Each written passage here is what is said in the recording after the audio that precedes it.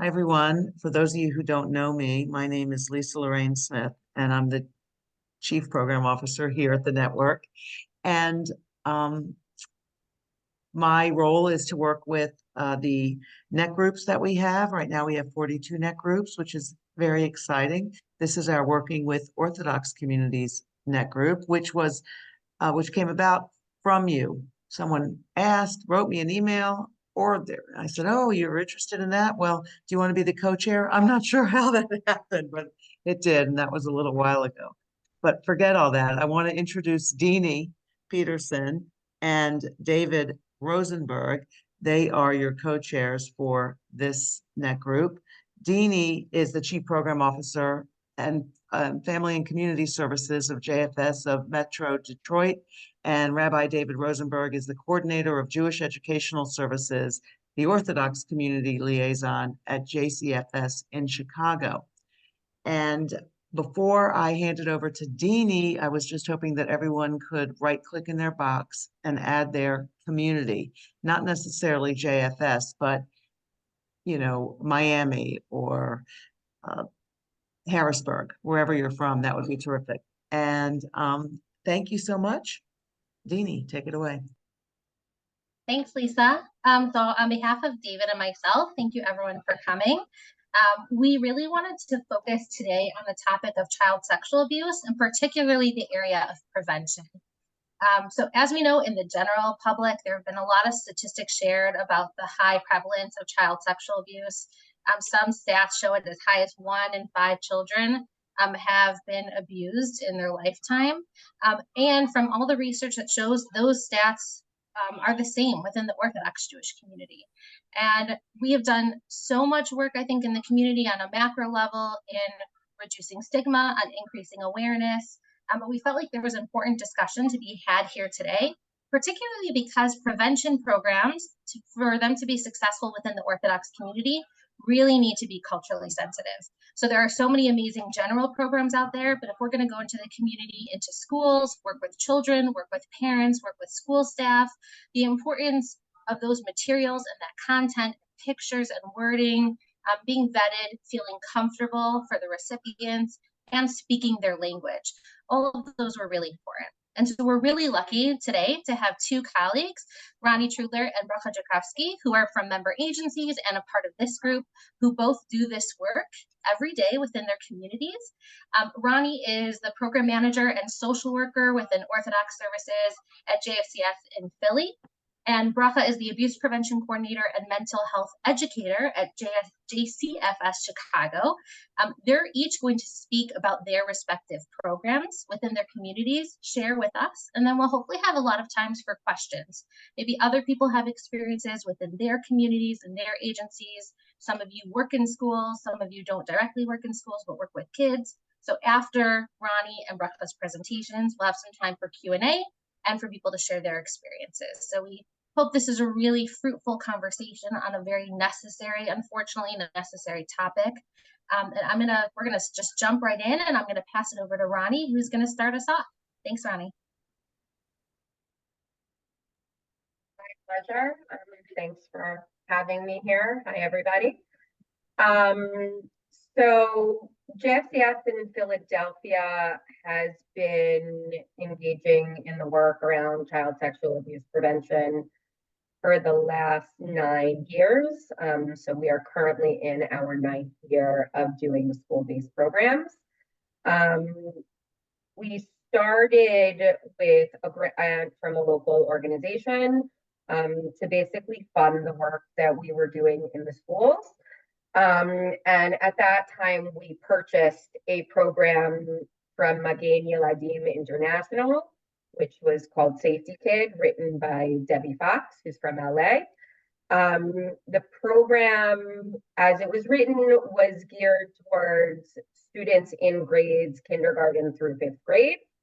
And the way the program works is it takes a 3-tiered approach in doing prevention. The first tier is working with the school administration and the school staff, kind of coming in and reviewing school policies and procedures, and working with the administrative team to really make sure that the school has policies and procedures around child safety, and then doing educational workshops for its teachers and staff around language that is going to be used with the children later on when we do the direct educational programming with the kids. So that's tier one. Tier two is then providing educational workshops for parents for them to really kind of understand the scope and the breadth of the work that we're doing. And also provide them with the shared language that we're going to be teaching the children in order for them to really have follow-up conversations with their children around safety. The last part of the program is the direct programs with the students. The way we do it is done classroom by classroom, the whole class at a time. So whether the class has 10 kids in it or 20 kids in it, it's a one and done. So we come in once a year and we do the training. And the purpose of the training is really to educate children in personal safety language, boundaries, and to provide them an understanding of the concept of agency through a culturally respectful and nuanced curriculum. The people doing the training with the children are actually community volunteers that, yes, I'll get to that. The training for the students is given by community volunteers. So we have somebody who is in charge of the trainings, and she trains the schools as well as the teachers and the parents. But our student trainings actually are done by community members, and the trainers vary based on school, which allows us to kind of modify and accommodate the different needs of the different Jewish day schools across the religious spectrum. And so therefore the kids are really hearing from people who they see, who look like them, they see in themselves, and whose families, are kind of on board with the program. So every year we kind of do a train the trainer event as well to be able to get new community volunteers in to kind of help with that. Currently, we are servicing 7 Jewish day schools in our area. They're not all Orthodox, and so the program allows us to make those kind of nuanced modifications as well based on who the population is. And in our last fiscal year, so not 23-24, but last year, we trained 1,548 students and 184 adults in the safety kit model. The way it's built is we basically do the same training every year in K through 5. So the kids hear the messaging over and over, the language becomes very familiar to them. Parents are able to engage in conversations with their children at home. Our schools let our families know when these trainings are going to be occurring so they can have follow-up conversations with their kids. And that's our K through 5 program. Because Safety Kids and Magen Yeladim only created a program for K through 5, the person who runs this program at JFCS actually created her own curriculum for our middle schools. We call it our Safety Smarts program. And where our Safety Kid curriculum is really kind of more general in terms of providing kids with knowledge and language about safe touch and safe boundaries and safe relationships. Our middle school curriculum is much more direct, with real life exploration of information that directly engages them in conversations of abuse and abusive behaviors, warning signs of unsafe relationships. We engage them in dialogue around the complexities of grooming, relationships that may seem enjoyable, but are also dangerous. And the real life experience of being a middle schooler and asking a parent, coming to a parent for help when you're an emerging teenager and really want to kind of exert your independence. So it's a much more nuanced curriculum. We've engaged survivors in the creation of that curriculum, where some of that curriculum is video interviewing with survivors. And we play those clips for our students and kind of engage them around the conversation in that way. In terms of the program itself, as I said when I started, it was originally funded by a grant. It was grant funded for the first 3 years of the program. In the last 6 years after that, every school that participates has been paying in to be able to receive the program. So each school, regardless of size, pays the same fee to participate. And that covers about half of the cost to JFCS for the program, and the rest of the funds are raised privately.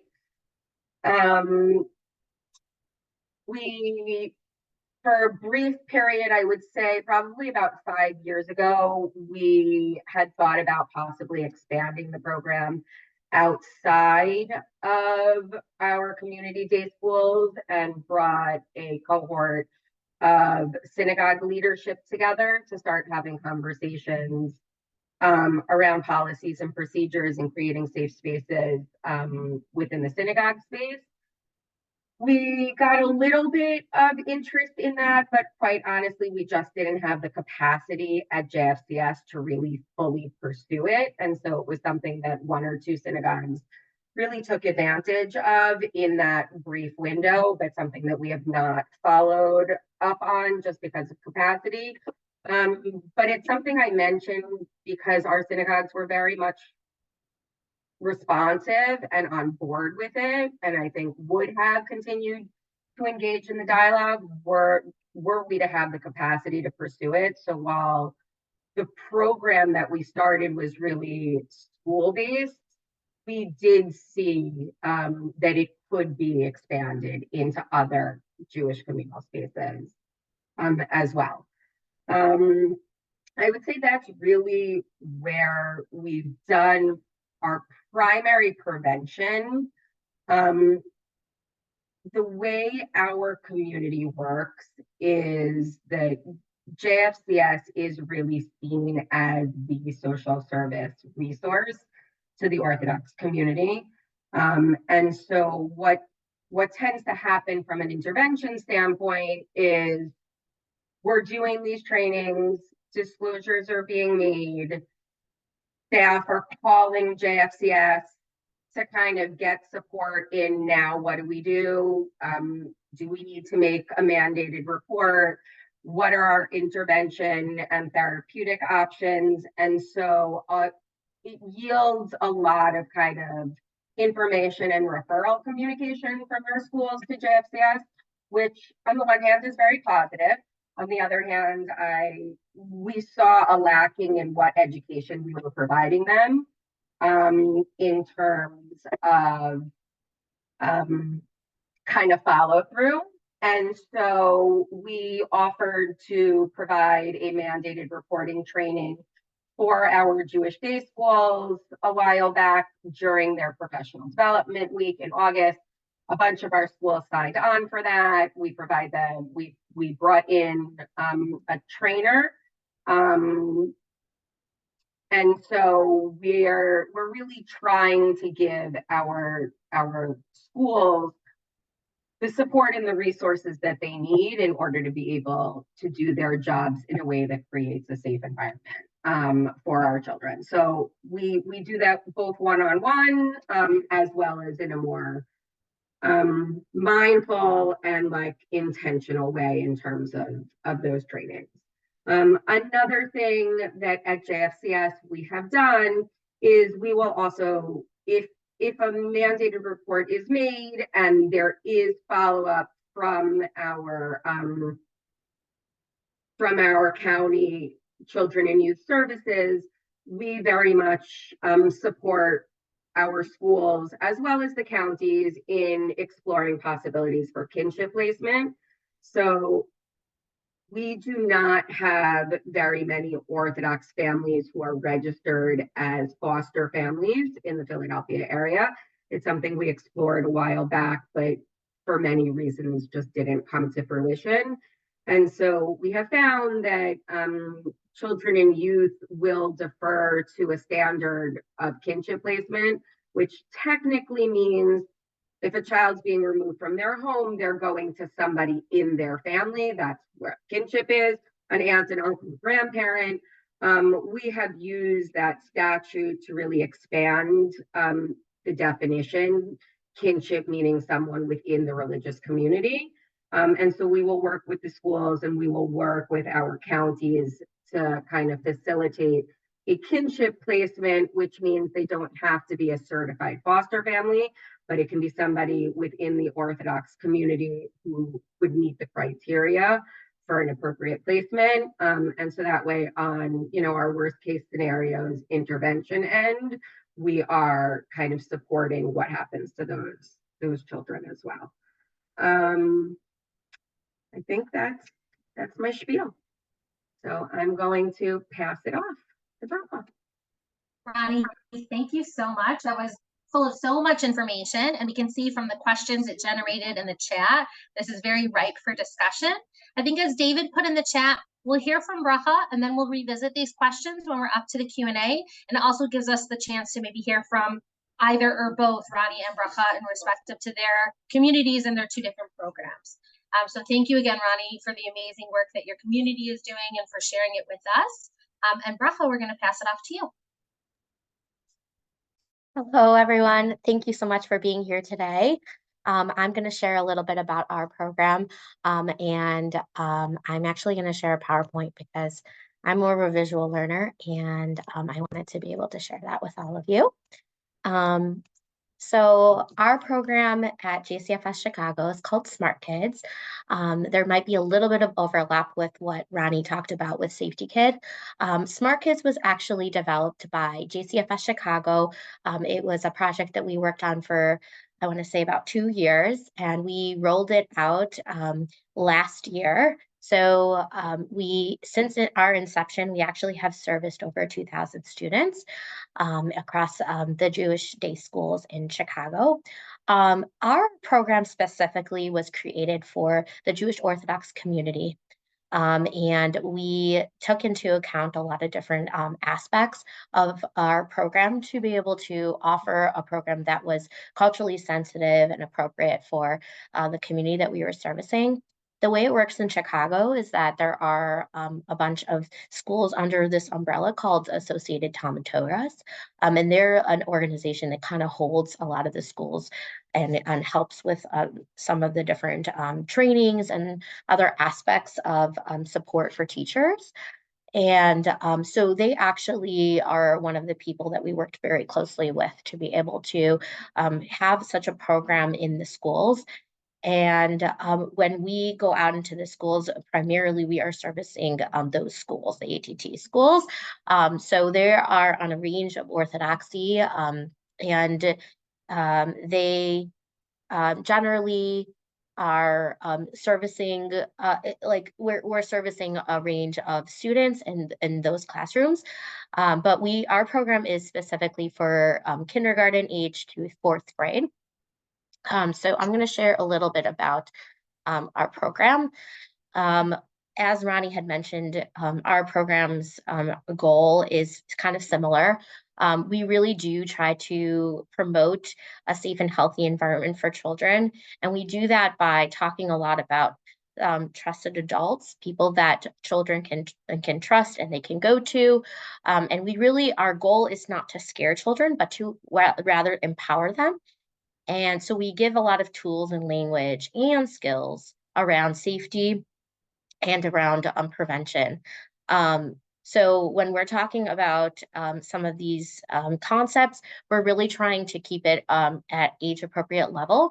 And the way that we do that is we have adapted the program for different age groups. So even though the groups are very similar, the age differences, the content itself could be adapted and changed for the age. So I'm going to go through our program a little bit, and you'll see some of the concepts that we talk about, but we kind of build upon those concepts as the kids get older.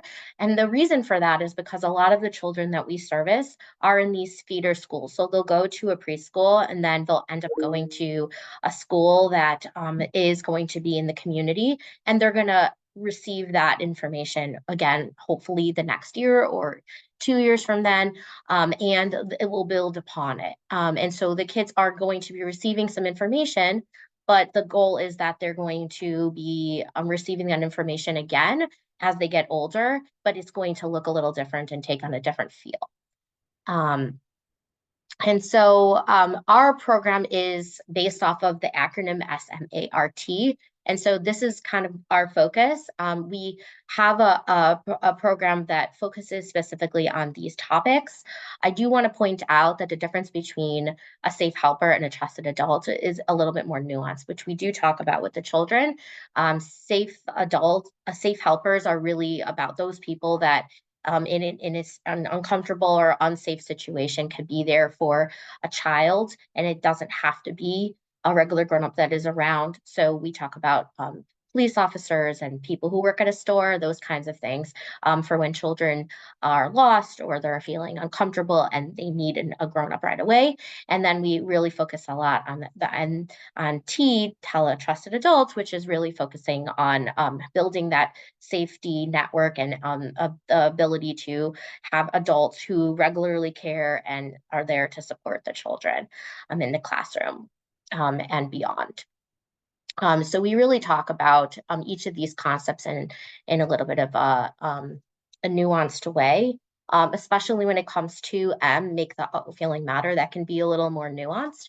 So for the little guys, like for the preschoolers, we often talk about like how there's feelings in your body and the different kinds of feelings, and then we build upon that to really talk about what feels safe and unsafe as children get older. And then they'll also learn about like what to do with those safe or unsafe feelings. Who do you go to? How you might be able to say respectfully, like, this doesn't feel good. I don't like that. Please stop. I don't like, that kind of conversation, those kinds of things. So we give children some of the language to be able to speak up and say those things, but we don't hold them obviously accountable to do that obviously on their own, because we do have a similar approach to what Ronnie had mentioned. We do a three-prong approach. And so we do this, our program is specifically the curriculum for our students, but we also do train our, we train the teachers, and we provide some materials for them to be able to continue the conversation in the classrooms. We also encourage parents to be able to talk about this in their own homes with the children. So we do send home information. We have educational opportunities for parents, and we train staff in how to support the children, how to support their communities. So it's a follow-up from a mandated reporting. It's not an actual mandated reporting training, but it is a follow-up from that to really talk about the nuances and the specifics around some of the policies and procedures in their specific spaces. And when we talk specifically about smart kids, we can reference back to it based off of the situation. And if a school has already gotten this information, then we can have a conversation following up on this. What we like to do is if the school is invested in this program, which most of them are, we have lots of information to be able to continue the conversations throughout the year so that it isn't a one and done conversation. Our hope is that we have smart kids continuing and the language is continuing throughout the year. So I will talk about some additional pieces that we do to be able to make sure that the conversation continues. I did want to share a video of our characters, Miriam and Ari, so you can get a little bit of a snippet of what our program looks like And that even though we have some kids who are in third and fourth grade and might be rolling their eyes over some of this information, by the time they actually get to the videos, they are excited. They any opportunity to watch a video usually engages these children, and at the same time too, we have the opportunity to have a further conversation. So you'll see in this video, this is the video for S. We do also bring in conversations about, like, if you get lost in a museum with your class instead of just a situation where you get lost in a store, because as we know, the third and fourth graders are probably going to say, well, we don't get lost. And so this garners a lot of conversation with the children as we do these videos, which is the point. We don't want it to be just us facilitating and talking, but we want it to be an engaging conversation. And so we really open it up for conversation around these topics. So I'm going to share the video so we can all see an example. Hi, my name is Ari, and this is Can my everyone hear sister it? Miriam. Being a kid can be confusing sometimes. We get into situations where we need help from a grown-up, but we don't always know which grown-up to go to. Miriam and I have been learning how to make smart choices, and we want to share what we've learned with you so you can be smart too. Each letter of the word SMART helps you remember what to do. Let's start with the letter S. Seek a safe helper. The other day, we were at a store with Emma and we got lost. Yeah, it was kind of scary. We were looking at a cool toy and bent down to look closer, but Mom didn't realize we stopped and she kept going. When we stood up, we realized we were alone. We yelled for Emma, but there was no answer. Emma! I thought we should go to the car to see if she was there, but Ari said we should not leave the building. He suggested we go to find someone that worked there instead. Ari, how do we know who works at the store? The people who work there wear a tag with their name on their shirt and the same colored shirts. I think at this store they were all in blue shirts. We found a store clerk and asked for his help. He was so nice. He took us to the customer service desk and called our mom on the speaker. He asked her to come to the desk and stayed with us while we waited. Mom was so glad to see us. She gave us a big hug and told us we did the right thing by seeking a safe helper to find her. She even called us smart. That was scary for us and for Emma, but we did the smart thing and went to seek for a safe helper. Yes, we were smart kids that day. So as Hi, you can see, my name is Ari. oh, sorry. As you can see, our program is really presented in a non-threatening and kind of like easy to digest way. And so that is our goal. We want children to come away with that information and to really feel like they have gotten something out of the conversation that we've had, but we also want them to feel empowered. And so here are some of the examples of some of the program elements that we provide. So we actually have two models currently. The first model is where JCFS staff go into the schools and teach the students directly. That is mainly me and my supervisor. And our other model is where we train the staff at the schools to be able to implement this program directly to their students. The reason for this is because we want the students to be able to have somebody they can regularly identify, go to, feel safe and trusted. And so if I am coming into the school, yes, I am a woman who has children of her own and looks similar to what they would attribute in their school. It is also really important that I am not staying in their school and I'm there on a regular basis. So it's really important that we have staff who are there on a regular basis who can come into the classroom. And we want that even if it's a teacher who already knows how to facilitate, that they are being trained properly, obviously, to go into the classrooms and train. But we assume that the students already have a relationship and they understand that if a teacher comes in and has taught them language arts, math, whatever, but it can also talk about some topics and normalizes the conversation around some of these important conversations. As I said before, we provide some take-home kits to our students. So in the take-home kits, we provide like a little swag piece, and we include parent tips. We have some coloring sheets. We have lots of different fun activities that we send home, and we kind of change it up every year. And so the students receive a copy of that when they have completed the program. And then I follow up with the schools to be able to make sure that they have had support implementing the program either themselves or after I've come into the school, I make sure that if they need any other information. So a lot of times they'll write it in their newsletters. That's our Smart Corner. We have a drawing activity that they could implement during the year to help remind them of what's going on after our curriculum has been completed in the classroom. So they can put that up and hang that up in their classrooms or throughout the school to be able to promote that. And we have a toolkit that is called Continued Conversations that I created to offer some resources and additional supports or using the same language. And we can have those conversations with the individual schools to be able to kind of create and cultivate a specific conversation in the classrooms afterwards, and they can kind of take it and run with it however they feel comfortable.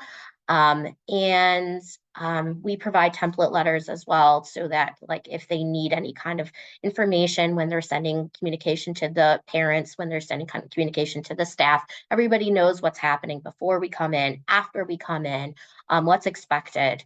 And then from there, we have continued conversations with the staff and with the schools as well. If they need additional training, we provide that. If they want an education program for their parents, we can provide that. Sometimes we do an individual school, or sometimes we'll do a few schools together, depending on the need.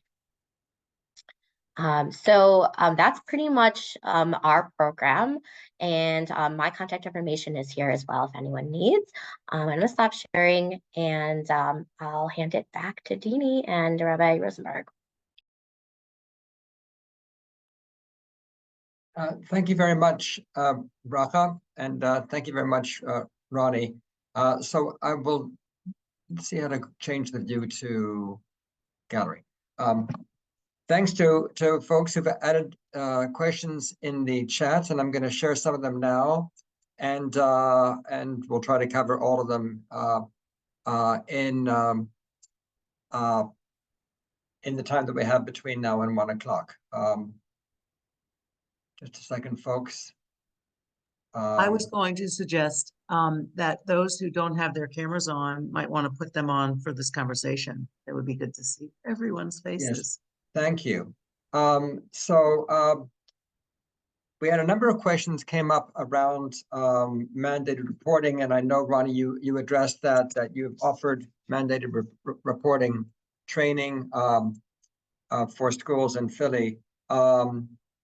A general question also for folks in Chicago, and perhaps we have other experiences as well on this call.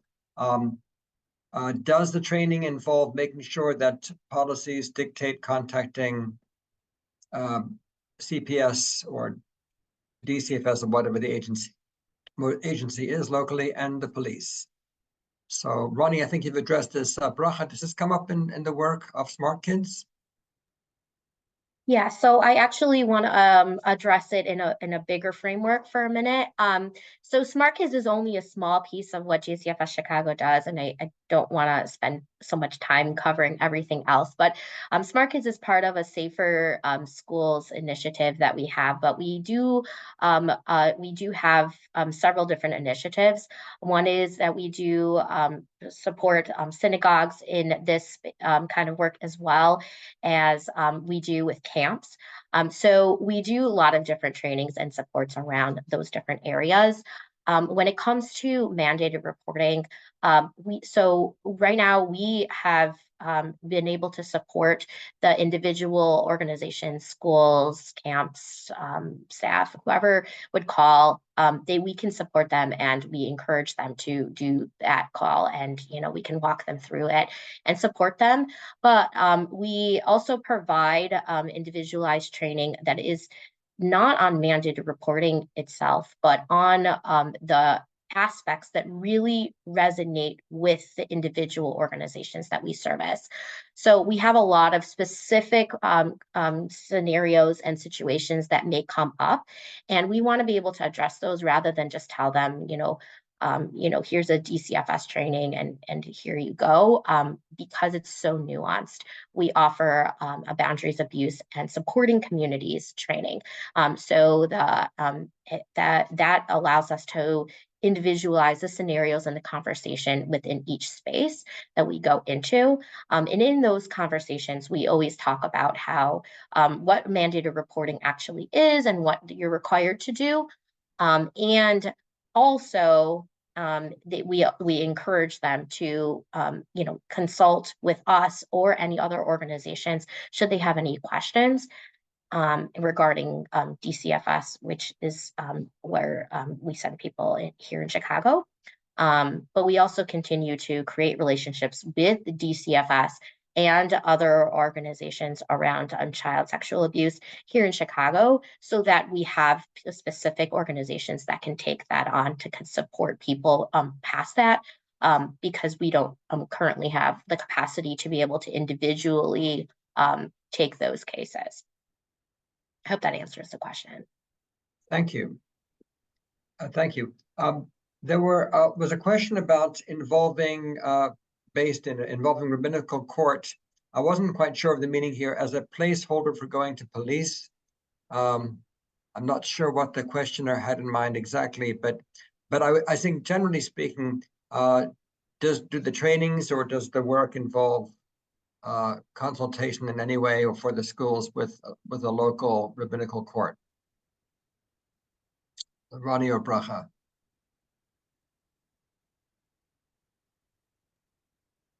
I'll answer for us. The answer is absolutely not. We follow the laws of the land, and the laws of the land are, this is the reporting policy. We do not see that our rabbinical courts are a replacement for that.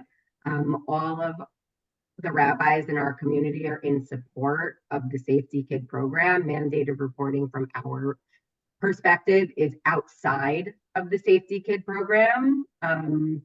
It is something that we as an organization do not oversee those legal responsibilities of our schools or of our leaders who are mandated reporters. They all answer to a higher authority than us, and we do nothing to undermine their obligation in reporting, and just the opposite. We do whatever we can to support the reporting, and we will help them do that reporting in any way we can. So very often I'll get a call from a rabbi or a school administrator saying, I know that I need to call, but can you hold my hand through the calling process?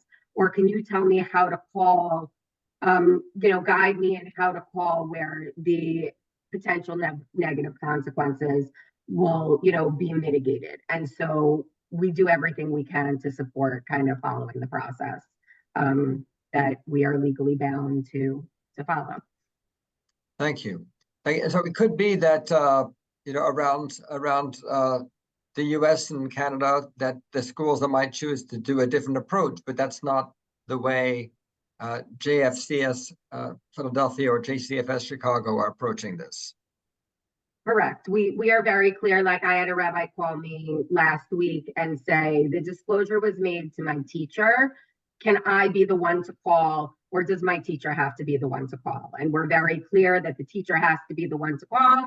The administrator can be in the room supporting the teacher, but this is the process. And again, thankfully in Philadelphia, we are seen as the experts in this area.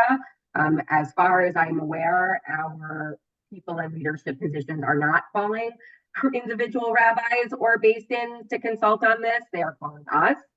And this is the guidance we are giving.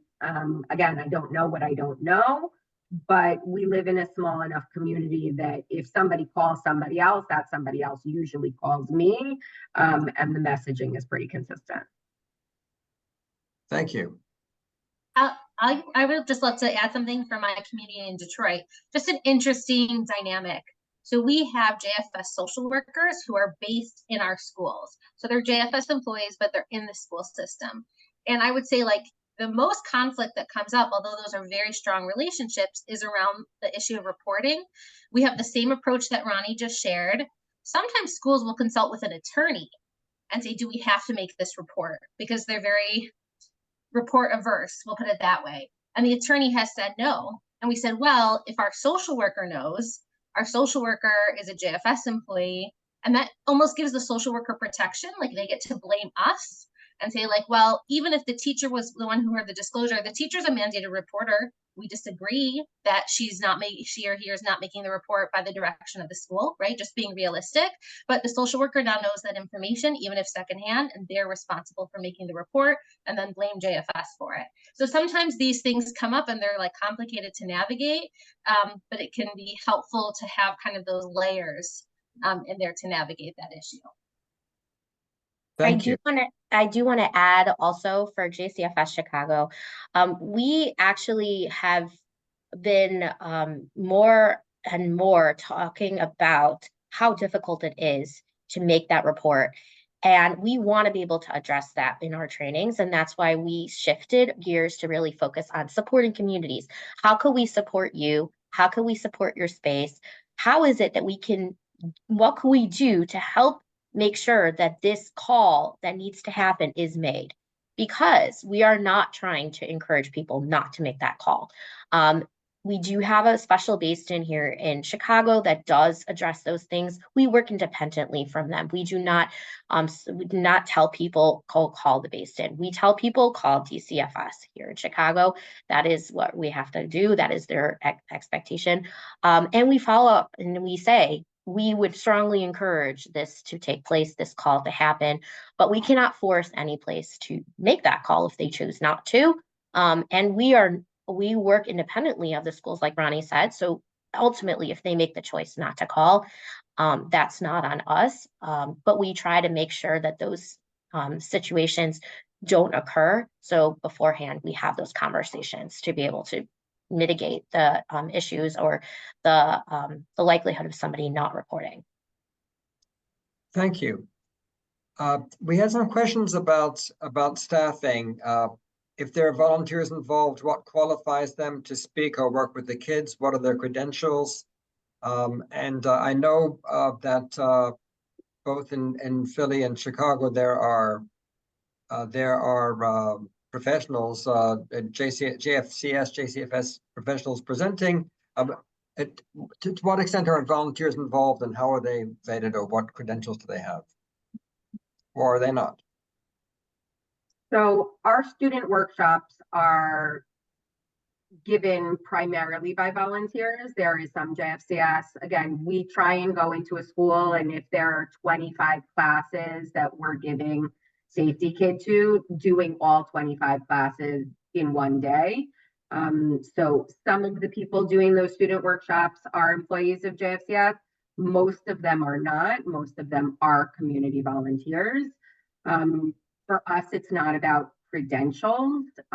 We train our volunteers. We then supervise them the first couple of workshops that they're giving, and kind of making sure that they're giving over the training in the way that we expect the training to be given over. Our volunteers have clearances, which are required in order to be working in spaces with children. So that's, for us, those are the credentials that they have their clearances and they're allowed to be in a space amongst children. Although again, our volunteers are never alone with children. The teacher in the classroom is always there. And we are the ones that credential them. We do a train the trainers training. And like in many community mental health initiatives, the volunteers, like in Hatzalah, the volunteers are not necessarily certified EMTs. They're men in the community or women in the community who are trained to be part of the initiative. We do our own training, we supervise them, and we ensure that they have clearances to be able to be safe people doing our work. Thank you. And Bracha, you've described that it's either yourself or a colleague from JCFS or a teacher. Is that right? Yeah, so oftentimes, if we do a train the trainer, we have people who are already in the school system, and so when we train them, we also are providing a lot of support around how to properly give over the information, and we provide a manual. We provide lots of different touch points and follow up for them so that we're continuously supervising what's going on. In addition, most of the people that have done the Train the Trainer this year did a regular model of watching us in the classrooms. So many of these teachers have already seen the program gone through and how it looks in the classroom given by myself or my colleague. And they have, a lot of them also have been who in dealing with some of this information for a long time and are familiar with this kind of work because either they're a social worker or they're a teacher who's been a long time. The school has particularly picked these people to be able to hold this additional curriculum. And so and we do work with the school to be able to make sure that these are people who are the right fit for this kind of work. Thank you. I'm curious about, this is not a question that was asked in the chat, but each of your programs are working with, you're talking about thousands of kids, 1,500 kids, 2,000 kids, so that's a lot of schools. And could you say a word about how you developed the relationships with the schools? Were they all eager to, was it someone telling them you've got to do this program, or how did you go about getting a foot in the door, so to speak? How did you all do that? I can share a little bit about that. To be honest, it's been a process for sure. I am newer to this specific role, and so I spent a lot of time trying to develop those relationships. One of the things that has been extremely helpful, as I mentioned before, we have Associated Talmud Torahs, and Associated Talmud Torahs really supports the work that we do. In addition, created a coalition with another organization, Upward Community, which also does mental health services in Chicago. And so being able to be on a coalition with these organizations who primarily serve the Orthodox community has been extremely helpful because we want to be able to come with a unified front, and we want to be able to work together with the organizations. ATT already has an a really working relationship, and so does Upwards with the schools. And so we kind of work together to be able to provide lots of different supports. And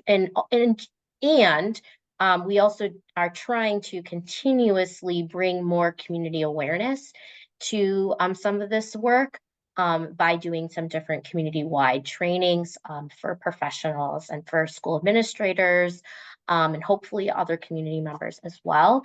In the future, we have plans to do so. And being able to offer that as a coalition has been very powerful. Because now we're able to work together to see what needs have been already addressed, what continuously needs to be addressed. And so, for example, if a school is hesitating to do a program, we will have a lot of times the support of ATT or Upward saying, this is a really good program. And I do want to mention too that Upward does a lot of the work for the middle school, and that is why we don't hold that. So we work in tandem. So we do the youngers and they do the older kids, and ATT kind of overarching supports and services that. So that's how it works here in Chicago. Thank you, Bracha. I would say in terms of Philly, JFCS and our local day schools really have a wonderful relationship. Our schools really turn to us for support on the individual and on, I guess, the education and prevention perspective. And so when we approach them with, we have this program and it's not going to cost you a penny for the first 3 years, there really wasn't much pushback. They were really very willing and open. The fact that it was a national program that has been implemented across the Orthodox religious spectrum in multiple cities across the country really gave it the stamp of approval, above and beyond our local kind of relationship that allowed our schools to feel comfortable bringing it in. It wasn't something that like was unique to Philadelphia that was going to create stigma within certain schools. And there was a sense of almost like positive peer pressure that like if everybody was doing it, one school not doing it was going to look bad for that one school rather than one school agreeing and them being the school that was like had the problems in the school. So we really did not have any, I would say, major hurdles or pushback in getting the program started.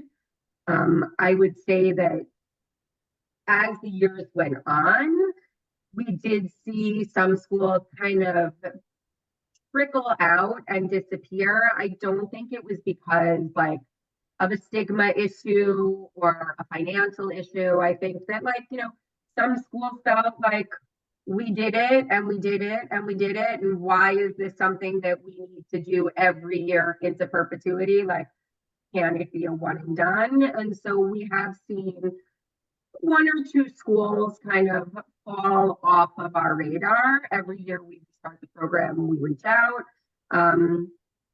Maybe it's that there's been a turnover in staff that like maybe isn't as open to it, doesn't know the historical project. But for the most part, our schools have really been open and welcoming to the program. Thank you. We have just a few minutes, and I know there were a number of questions, and perhaps these are sort of a lightning round. One question was, is this a required training for all students to attend, or can students choose to opt out? Another question, which part of the curriculum includes discussions about consent? For example, asking permission before hugging someone, not forcing children to hug adults if they don't want to, and so forth. Another question was for communities that don't currently have either of these programs, if they wanted to join or to bring the program in, what would be the process or the cost for that? So if you could quickly address, is there, can parents opt out? Are there discussions about consent, like for hug, for example? And communities interested in exploring and bringing these programs into their own. So if you would like to address those questions quickly. Yeah, so yeah, doesn't matter. So in terms of opting out, so I haven't seen any parents who have chosen to do so, because we offer it during the school day. So meaning that it's part of the regular curriculum, and when we're offering it, it's the school reaching out to the individual parents and their parent body and saying, this is a program, it's coming to our school, this is what we're doing. So I guess if technically a student didn't want to attend, a parent could just not send their kid to school, but they have no idea what time of day it's going to be at. So they're going to miss the whole program, just like they're going to miss the whole day of school just for that one program. So I haven't seen that. And a lot of times our schools are very hesitant to offer a program that wouldn't align with their values. And so if they're offering a program, they are very cognizant that it's aligning with their values and that it would go well in the school and that the parent body would be accepting of it.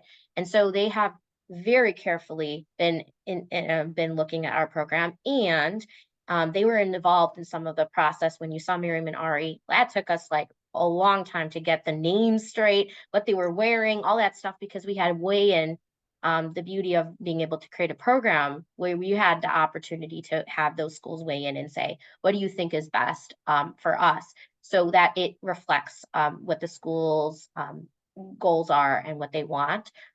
In terms of consent, so we actually don't use the term consent, but we talk about it throughout the entire program. One of the major areas that we talk about it is in make the feeling matter, and also we talk about it in Respect Our Bodies. So we give a lot of examples of like what it means to ask before we touch somebody, what safe and unsafe touch looks like, including unwanted touch, and we have it, adjusted for each grade level.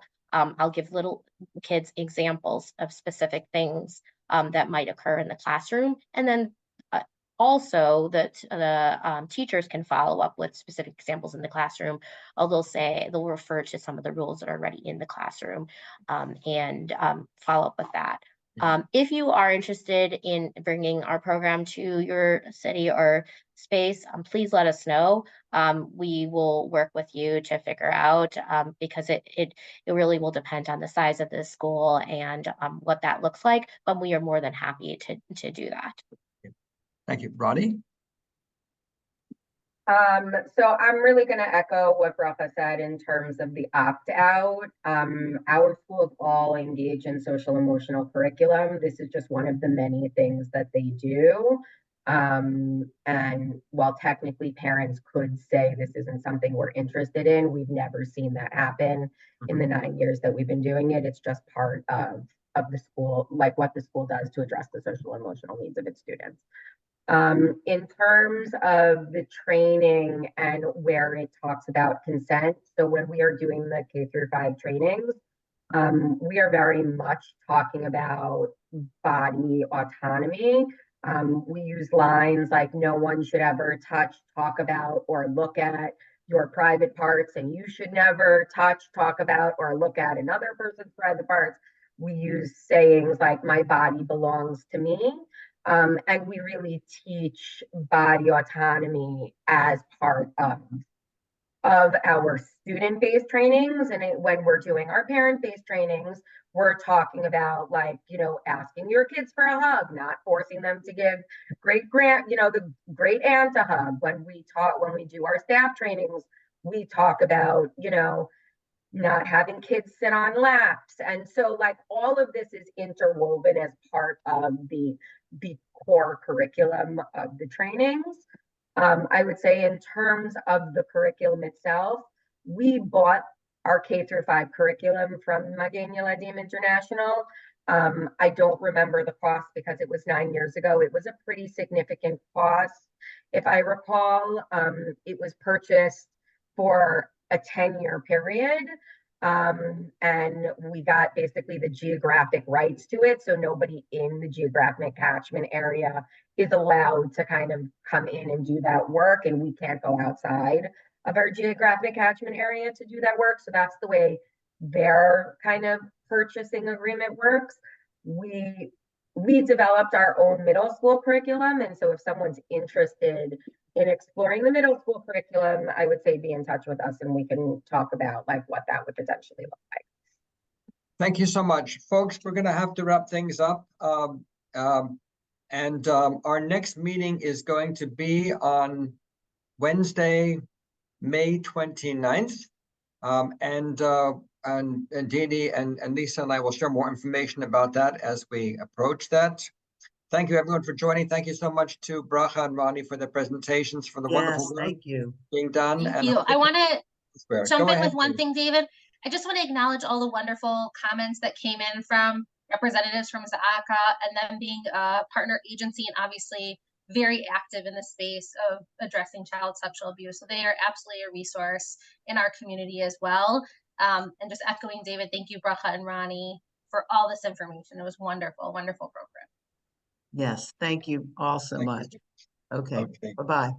Take care. Bye-bye. Happy holidays, happy spring holidays. Yes. That's over, etc. Bye.